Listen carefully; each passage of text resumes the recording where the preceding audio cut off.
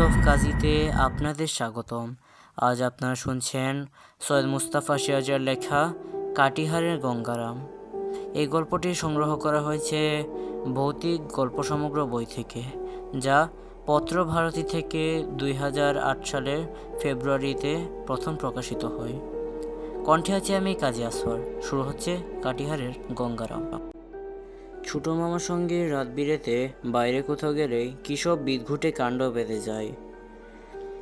তাই ছোট মামা সাদাসাদি করলেও সন্ধ্যার পর তার সঙ্গে কোথাও যেতুম না। সে কলকাতায় যাত্রা দেখতেই হোক কি মেলা দেখতেই হোক।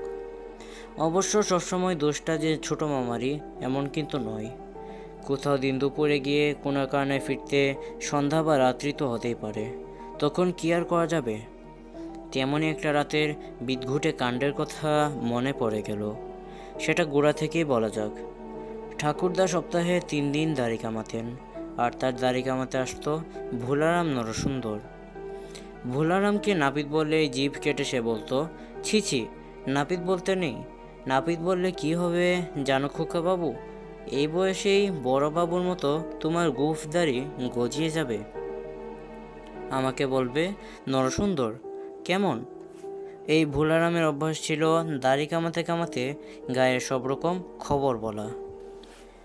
গায়ের খবর ফুরিয়ে গেলে তখন সে অন্য গায়ের নানা রকম খবর বলা শুরু করত। ঠাকুরদা আরামে চোখ বুজে থাকতেন আর হুঁ দিয়ে যেতেন। সেবার শরৎকালে এক রোববারের সকালে ভোলারাম ঠাকুরদার দাড়ি কামাতে এসেছে। উঠোনে পেয়ারা তলায় চেয়ারে বসে ঠাকুরদা পা ছড়িয়ে চোখ বুজে আছেন।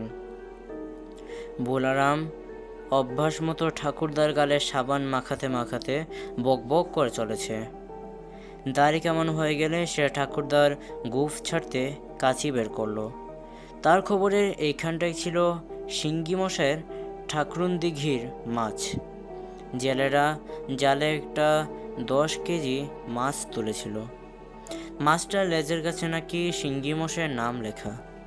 গা শুদ্ধ লোক ভিড় করে দেখতে গিয়েছিল। এবার মাছের কথায় আরও কত রকম খবর এসে গেল।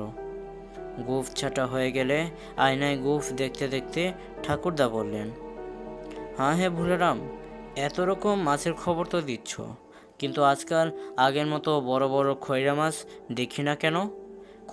বড় খয়রা কেন, ছোট খয়রারও পাত্তা নেই। ভোলারাম বলল, কি যে বলেন বড়বাবু, খয়রার পাত্তা থাকবে না কেন? আর ছোট খয়রা কি বলছেন? এই হাতের মতো বড় বড় জ্যান্ত খয়রা বিক্রি হচ্ছে দুমোহানির হাটে। বিল ভাসানোর জল টেনে নিচ্ছে মৌরি নদী, আর নদীর মুখে জাল পেতে বসে আছে জেলেরা। পেল্লাই সাইজের খয়রা মাছ জালে উঠছে, দেখলে চোখ জ্বলে যাবে বড়বাবু। ঠাকুরদা চেয়ারে সোজা হয়ে বসে বললেন, বলো কি হে, শুনেছি দুমোহানিতে হাট বসে বিকেল বেলায়। 3 মাইল মেঠো রাস্তায় পায়ে হেঁটে তোমার পেল্লাই সাইজের খয় আনতে যাবে কে? ছোট মামা সবে তখন বাড়ি ঢুকছিলেন।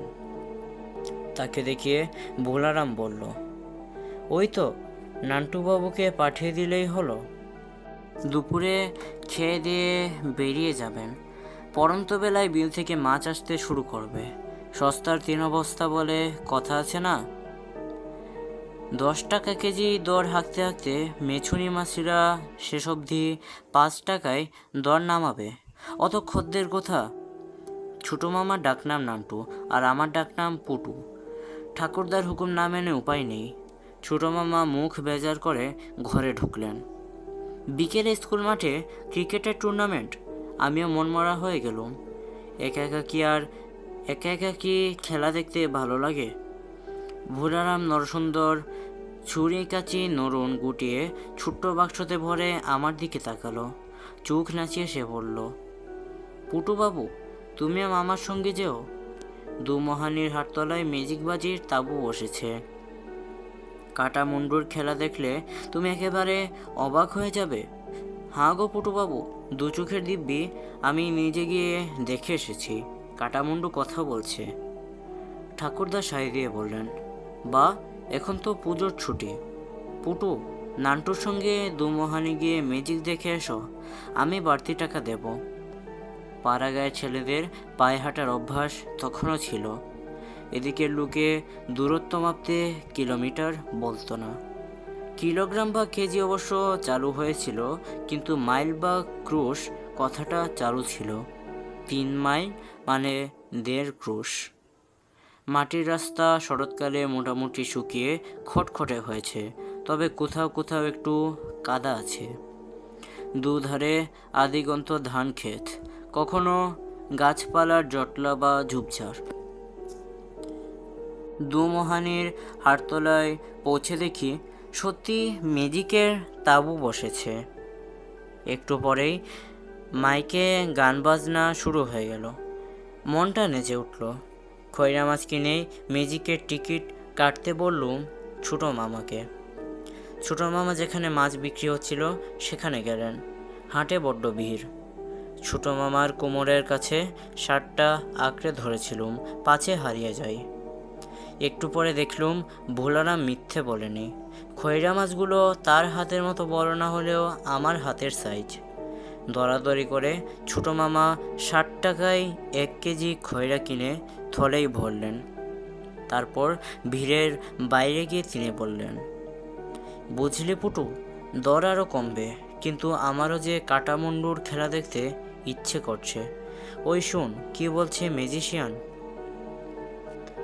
কালো প্যান্ট, কোট, শার্ট আর মাথায় টুপি পরা একটা লোক গেটের পাশে অঙ্গভঙ্গি করে চেঁচাচ্ছিল, আরম্ভ আরম্ভ, এক্ষুনি আরম্ভ হয়ে যাবে, আরম্ভ। আরম্ভকে আরম্ভ বলায় খুব মজা পাচ্ছিলাম। বললুম, চলুন ছোটো মামা, এখনই টিকিট কিনে সামনের সিটে বসে পড়ি, দেরি করলে পিছনে বসতে হবে। ঠিক বলেছিস পুটু, বলে ছোটো মামা মাছের থলেটা সাবধানে একটু গুটিয়ে নিয়ে 2টো টিকিট কাটলেন। তারপর আমাকে এক হাতে টেনে তাঁবুতে ঢুকলেন। ভিতরে ঢুকে নিরাশ হলুম, কোনো চেয়ার বেঞ্চ নেই। মেঝেই শতরঞ্জি পাতা আছে, কিন্তু ততক্ষণে সামনের দিকটা লোকেরা ঠাসাঠাসি করে বসেছে। ছোটো মামা বিরক্ত হয়ে বললেন, কোনো মানে হয়? তোর না হয় হাফ প্যান্টু, আমার যে ফুল প্যান্ট। শোন, এই পিছনেই দাঁড়িয়ে দাঁড়িয়ে কাটামুন্ডুর খেলা দেখব। বাইরে সেই লোকটা যাকে ম্যাজিশিয়ান ভেবেছিলুম সে এবার চেঁচাচ্ছে, কাটামুন্ডু কাটামুন্ডু কথা বলবে, এ আরম্ভ। ও ভিড় ক্রমশ বাড়ছিল।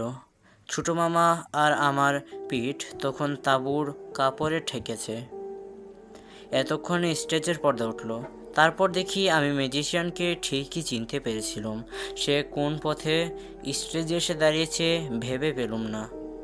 সে বলল, আমি প্রফেসর বঙ্কারাম হাঁটি, আমি বাগে পেলেই লোকের মাথা কাটি। সবাই হেসে উঠল। সে বেশ মিল দিয়ে কথা বলছিল, আমিও হেসে অস্থির হচ্ছিলাম। দেখলুম ছোটো মামাও খুব হাসছেন। প্রথমে কয়েকটা আশ্চর্য ম্যাজিক দেখানোর পর ম্যাজিশিয়ান বলল, এবার আমি সেরা খেলাটা দেখাবো। কাটামুন্ডুর খেলা। কাটামুন্ডুর গলায় দেখবেন চাপ চাপ রক্ত। খোকা খুকুরা বই পেরে চোখ বুজে থেকো, ভয় পেয়ে কান্নাকাটি করলে খেলা পণ্ড হয়ে যাবে। এবার 2টো লোক একটা টেবিলের মতো জিনিস স্টেজে আনলো। জিনিসটা চারদিকে কালো কাপড়ে ঘেরা। ম্যাজিশিয়ান বলল, তাহলে কাটামুন্ডুর খেলা শুরু করি। 1 2 3। অমনি দেখি উপরের অংশে কালো কাপড় পর্দার মতো গুটিয়ে নিল। তারপর যা দেখলুম, আঁতকে উঠে ছোটো মামাকে আঁকড়ে ধরলুম। টেবিলের উপর একটা মানুষের মুন্ডু, গলার কাছে চাপ চাপ রক্ত, কিন্তু মুন্ডুটা দিব্যি হাসছে, চোখ নাচাচ্ছে। এ তো ভারী অদ্ভুত। ম্যাজিশিয়ান বলল, এই কাটামুন্ডু, তোর নাম কি? কাটামুন্ডু বিদঘুটে গলায় বলল, গঙ্গারাম। ভালো করে বল। বললুম তো, গঙ্গারাম। ম্যাজিশিয়ান হাসতে হাসতে বলল, গলা কাটা তো, তাই বোঝা যাচ্ছে না। ওর নাম গঙ্গারাম। আচ্ছা বাবা গঙ্গারাম, তোর বাড়ি কোথায়? কাটিহার। ম্যাজিশিয়ান লাফ দিয়ে সরে বলল, ওরে বাবা, এ যে বলছে কাটিহার, মানে হার কাটবে। এই গঙ্গারাম, ঠিক করে বল, কাটিহার, কাটিহার। ম্যাজিশিয়ান কান পেতে শোনার ভঙ্গি করার পর হাসলো। কাটিহার বলছে, বিহারে কাটিহার আছে না, সেই কাটিহার। তা বাবা কাটিহারের গঙ্গারাম, তোর মুন্ডু কাটলো কে? কাটামুন্ডু ঘর ঘরে গলায় বলল, বঙ্কারাম। ম্যাজিশিয়ান লাফিয়ে উঠল। ওরে বাবা, বঙ্কারাম বলছে যে, আমি তো বঙ্কারাম, এক্ষুনি আমাকে পুলিশে ধরবে। ওরে, তোরা কাটামুন্ডুকে নিয়ে গিয়ে লুকিয়ে রাখ। আবার কালো পর্দাটা টেবিলের ওপর ঘিরে ফেলল। সেই লোক দুটো পর্দা ঘেরা টেবিলটা স্টেজের পিছনে নিয়ে গেল। দর্শকরা হাত তালিয়ে দিল। ম্যাজিশিয়ান হাতে জাদুদণ্ড নিয়ে একটু ঝুঁকে দর্শকদের অভিবাদন গ্রহণ করল। ম্যাজিক শেষ হওয়ার পর বেরিয়ে দেখি হাট প্রায় শেষ হয়ে গেছে। মেছুনিরা পিদিম জেলে তখনও মাছ নিয়ে বসে আছে। গ্যাসবাতি জেলে বসে আছে কিছু পশারি। ম্যাজিক দেখা লোকগুলো ছড়িয়ে পড়লো কে কোথায় কে জানে। তবে মেছুনিদের দিকে আবার ভিড় দেখলুম। ছোটো মামা বললেন, একটু ভুল হয়ে গেছে, বুঝলি পুটু? কি ভুল ছোটো মামা? এখন খয়রা মাছ কিনলে সস্তায় পেতুম।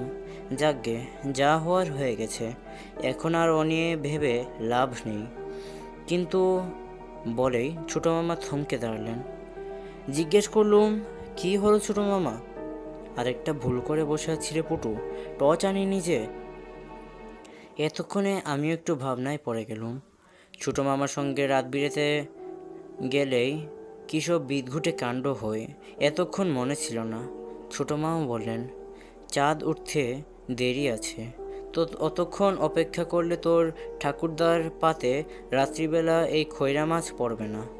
বরং এক কাজ করা যাক, হাটে দেখছিলুম একটা লোক বেতের ছড়ি বিক্রি করছে।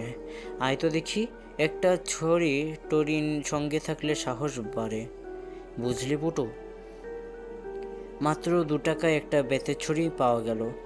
ছাতার বাটের মতো বাঁকানো হাতল আছে। ছড়িটা বগল দাবা করে মাছ ভর্তি থলে ঝুলিয়ে ছোটো মামা হাঁটতে থাকলেন। আমি তার কাছ ঘেঁষে হাঁটছিলুম। কিছুক্ষণ চলার পর অন্ধকার স্বচ্ছ মনে হলো। শরৎকালের আকাশে নক্ষত্ররা উজ্জ্বল হয়। ছোটো মামা একটু হেসে বললেন, বুঝলি পুটু, ঠিক এমনই একটি ছড়ি সিঙ্গি মশাইয়ের আছে, দেখিসনি তুই? বললুম, সিঙ্গি মশাই সবসময় ছড়ি হাতে নিয়ে হাঁটেন কেন ছোটো মামা? ওটা স্টাইল, বুঝলি পুটু, সব মানুষ বুড়ো হলেই ছড়ি নিয়ে হাঁটে না। তোর ঠাকুরদা তো বুড়ো মানুষ, তার হাতে ছড়ি দেখেছিস? না ছোটো মামা। তাহলেই বুঝে দেখ পুটু, সিঙ্গি মশাইয়ের ছড়ি হাতে হাঁটাটা আসলে স্টাইল। আমিও সেই রকম স্টাইলে হাঁটছি, দেখ। বলে ছোটো মামা বাঁ হাতে মাছের থলে নিয়ে ডান হাতে ছড়ির হাতল ধরে অবিকল সিঙ্গি মশাইয়ের মতো মাটিতে ছড়ির ডগা ঠেকালেন। তারপর হাঁটতে শুরু করলেন। একটু পরে দেখি ছোটো মামা মাটির রাস্তায় জুড়ে হাঁটতে শুরু করেছেন। আমি দৌড়ে তার নাগাল পাচ্ছি না। রাগ করে চেঁচিয়ে বললুম, ছোটো মামা, অত জোরে হাঁটছেন কেন? ছোটো মামা সামনের দিক থেকে কেন যেন কাঁপা কাঁপা গলায় বললেন, আমি কি জোরে হাঁটছি রে পুটু? ছড়িটা আমাকে হাঁটাচ্ছে, মানে ছড়িটা টেনে নিয়ে যাচ্ছে আমাকে। এই ছড়ি, আস্তে আস্তে। আমি যথাসাধ্য দৌড়ে গিয়ে বললুম, ছোটো মামা, আমি দৌড়তে পারছি না। ওরে পুটু, ছড়িটা সর্বনাশ। এই বেটার ছেলে, রাস্তা ছেড়ে এদিকে কোথায় নিয়ে যাচ্ছিস? বলে ছোটো মামা চেঁচাতে থাকলেন। পুটু, আমাকে ছড়িটা ধান ক্ষেতের আলে টেনে নিয়ে যাচ্ছে রে। ততক্ষণে পিছনে চাঁদ উকি দিয়েছে আবছা। জ্যোৎস্নায় দেখলুম ছোটো মামা বাঁ দিকে ধান ক্ষেতের মধ্যে দিয়ে চলেছেন। চেঁচিয়ে বললুম, ছোটো মামা, ছড়িটা ফেলে দিচ্ছেন না কেন? এক্ষুনি ছড়িটা ফেলে দিন। ছোট মামার করুণ চিৎকার শোনা গেল। ওরে পুটু, ছড়ির হাতল থেকে হাত ছাড়াতে পারছি না যে। আতঙ্কে দুর্ভাবনায় আমি এবার চেঁচিয়ে বললুম, ছোট মামা, গঙ্গারামের কাটামুন্ডুকে ডাকুন। কথাটা আমার মাথায় কেমন করে এসেছিল কে জানে। আমার কথাটা শুনে বাঁ দিকে খানিকটা দূরে ধান ক্ষেতের মধ্যে ছোট মামা এবার হুঙ্কার ছেড়ে বললেন, ওরে গঙ্গারাম, গঙ্গারাম, তোর কাটা মুন্ডুটা নিয়ে আয় তো। ছড়ি বেটার ছেলের মুন্ডু কেটে তোর মতো করে ফেলবে গঙ্গারাম। ওরে কাটিহারের গঙ্গারাম, শিগগির আয় রে। তারপরেই ছোট মামার হাসি শুনতে পেলুম। আবছা জ্যোৎস্নায় ছোট মামাকে হাসতে হাসতে ফিরে আসতে দেখলুম। তিনি বলছিলেন, কেমন জব্দ, গঙ্গারামের কাটামুন্ডুকে ডাকতে ছড়িটা আমার হাত থেকে খসে ডিগবাজি খেতে খেতে পালিয়ে গেল। ছোট মামার প্যান্টের নিচের দিকটা শিশিরে আর ঘাসের কুটোয় নোংরা হয়ে গেছে, ভিজে জবজব করছে। তিনি আমার কাছে এসে হাঁপাতে হাঁপাতে বললেন, কি সর্বনেশে ছড়ির পাল্লায় পড়েছিলুম রে পুটু। ভাগ্যিস তুই বুদ্ধি করে গঙ্গারামের কাটামুন্ডুর কথা মনে করিয়ে দিয়েছিলি। বললুম, ছোট মামা, কিন্তু গঙ্গারাম কাটামুন্ডুকে ছড়ির ভূত অত ভয় পেল কেন? ছোট মামা বললেন, বুঝতে পারিসনি পুটু, ছড়ির ভূত নিশ্চয়ই ম্যাজিকের তাঁবুতে গঙ্গারামের কাটামুন্ডু দেখেছিল। এরপর ছোট মামা আমাকে মাছের থলে দিয়ে জুতো দুটো খুললেন। তারপর প্যান্ট গুটিয়ে জুতো বাঁ হাতে নিয়ে হাঁটতে থাকলেন। ততক্ষণে জ্যোৎস্না উজ্জ্বল হয়েছে। জিজ্ঞেস করলুম, ছড়িটা অমন করে আপনাকে টেনে নিয়ে যাচ্ছিল কেন? ছোট মামা বললেন, সেটাই তো বুঝতে পারছি না রে পুটু। ভূত কি ছড়ি হতে পারে?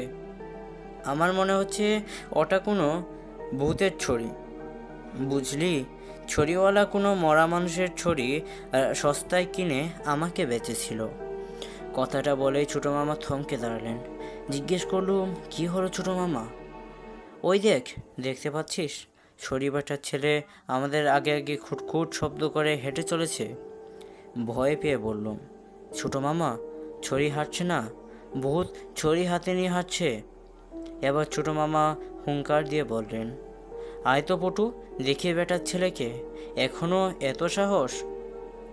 ছোট মামা বোকামি করে ফেলতেন, কারণ ছড়িটা ডিগবাজি খেতে খেতে তার দিকে আসছিল।